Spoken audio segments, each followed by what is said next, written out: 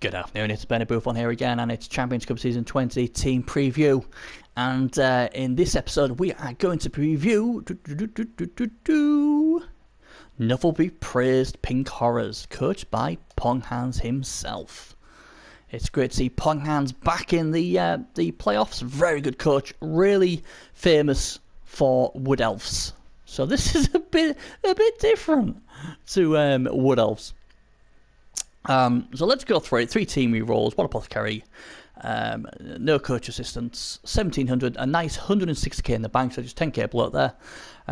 He has the security gate, 18 wins, 10 draws, 9 losses, and yeah, okay, I suppose.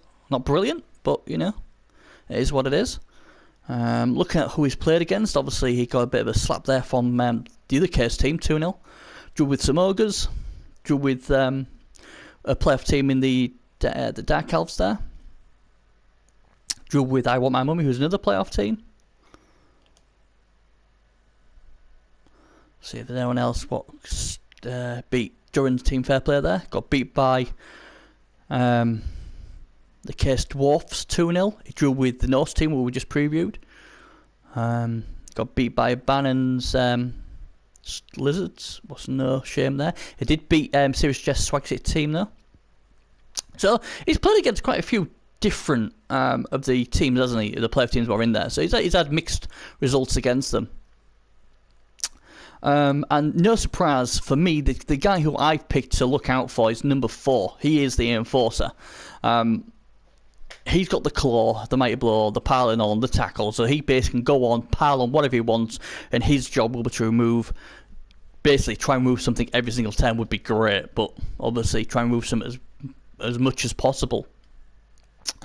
He does have obviously the claw piece. He has another claw piece here, number 3, but obviously the good thing about number 4 is he's got tackle, so he can hunt the blodgers, and he's got pile on. So he gets 2 chances to break arm and 2 chances to re-roll the injury if he wasn't happy the first time. So this guy's really, really good. And in a team lacking a bit of substance, like a few of the few of the Nagle and Chaos teams are, this guy is really important. Yes, number 5 is important as well because he will be the ball carrier, and he has got movement 7 and blood, so that's nice. But I think for this team to go far, they need to get the attrition, and that is led by number 4, this Chaos Warrior.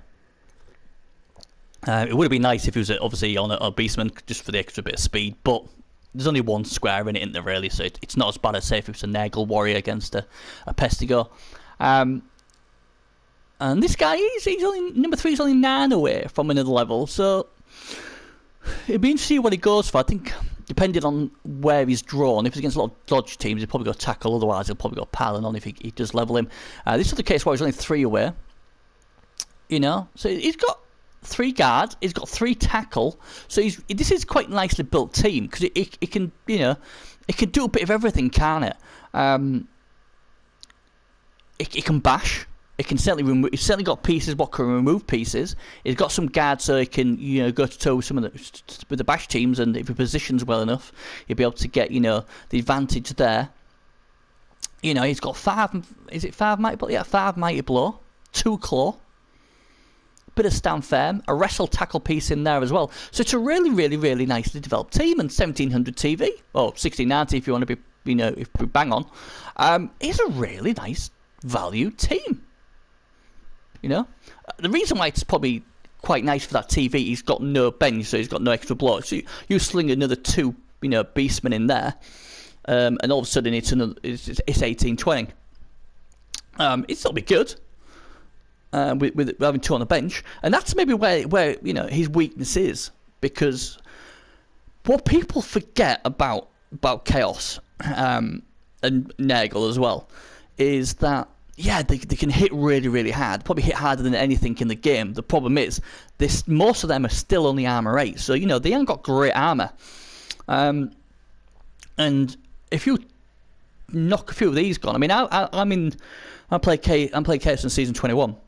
And I've obviously played just 2 games.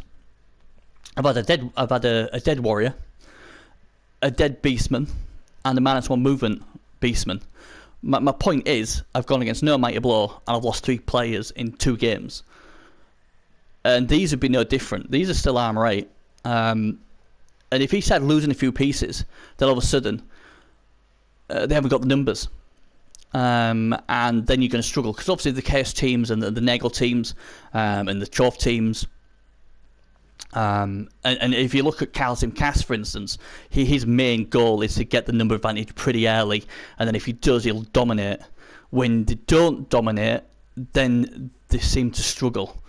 And like I said, if his opponent can start knocking a few of these gone, injure them or knock them out, then all of a sudden he hasn't got the numbers. And don't forget, it goes into overtime now. So the longer I always think the longer a game goes on and you have no bench, and if it goes into overtime, the chances are you're going to be down pieces, and a lot of the times you will have less pieces, and that means you'll more likely struggle with a team like Chaos. So having no bench is risky. He's got 5 games to play. I will stress this though, he does have 160k in the bank. So who knows, he may add plays before the first round. And like I say, a lot of these teams are waiting to see who they draw, and then they'll go on that. So we'll have to see. Just bear with me. Ali's just got back to me saying we're ready to do the live draw, so I'll do that after this video. So I like this team. I like the TV value. I like the ways that this is probably it's a really nice balanced team. It's got a bit of everything. Goes against blodgers, no problem. I've got 3 tackle pieces and a wrestle piece. Even that number 8. You wouldn't have a problem doing a red die against that strength 4 Nagel ball carrier, because hey, bar a skull, there's a very good chance it's coming down, and a push ain't too bad. So yeah, I really like this team. I really, really like it. It's always hard to get a balance on a Chaos team or a Nagel team, but Pung Hans has managed to do that. And like I said, he's got a lot of players. Look at this. He's 3 off. He's 9 off, but because he's a killer, he could speed up pretty quick. He's only 8 off. He's 9 off, so it may be too much for him, but he's only 1 off, this guy. He's only 3 off. He's only 3 off. So this is one of those teams what could develop really, really well the further he goes into the competition. So if he can get past the first few rounds, they're going to start getting level ups, and they're going to look a lot more dangerous, and it'll help him more because he'll be able to tailor to what he needs when he sees who he's playing against. So yeah, this is a team you've got to keep your eye on, I think. Personally, good matchups, bad matchups. Well, to be fair, he's pretty good against most things, isn't he? He's got the claw to take on the high heavy things, and he's got the tackle take on the blodgers. I mean, I just think something like Kislev would be a bad matchup for him because he's only got the 2 guard. And if you have a look, I'm just saying, if you look at this team, 4 agility pieces. Come on, man, seriously. This would be a problem, I think. I think this team could definitely get in there. And if he didn't have his guard position right, this could be a nightmare team for him. Leaping all over the place. And I always say Kislev seem to break. Like, they've only got AV6 armor, but every time I see Kislev against Chaos, their armor seems to hold up. I don't know why. It just does. So yeah, I wouldn't want to be going against that Kislev team, because obviously with all that agility, leapers, it could have a problem getting to them. Because one thing he does lack is a skilled position who can dodge, as you'd expect from Chaos. Chaos don't really have many of them, but a skilled position to be able to leap in there, or have agility fire with 2 heads, gate crash in there, or anything like that. So, as long as them Kislevs are screened off right, he's going to have a problem getting to them. So that, to me, would be an absolute nightmare. I think teams like the Skaven would be fun matchup in a way if you want for the 1-turners. I think he could beat the living daylights out of them. I think the Amazons would be probably a really good matchup for him, because he's got all that tackle. He's still got to worry about this leap piece, but he is only movement 6, and there's only 1 of them. So he's got 3 tackle. I think this would be a real nice matchup for him. I really do. He has to obviously give away a bit of inducements, but again, only 2 rerolls here. That's a negative there, in my opinion. So yeah, if I'm Pung Hans, I'd like to play something like this. Obviously, it doesn't really. Nobody wants to play kill teams.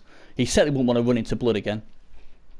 But I think this case team would have a good chance against the York teams. Like we said, the York teams are a pretty bad matchup for most bash teams. But I think with a little bit of guard and the claw he's got, he would do all right against Tripp. It wouldn't be a great matchup, but and Gruby, even though he got beat by Gruby, I think he'd give them a good go as well. So, but yeah, the Kislev would scare me if I was Pong Hands. People might raise their eyebrows to that, but Slane plays Kislev very, very well. And with all that agility about, I think he could be chasing shadows. But there you go. Anyway, well done, Pong Hands. Really good to see you back in the Champions Ladder, mate. Really happy here. And good luck in the playoffs.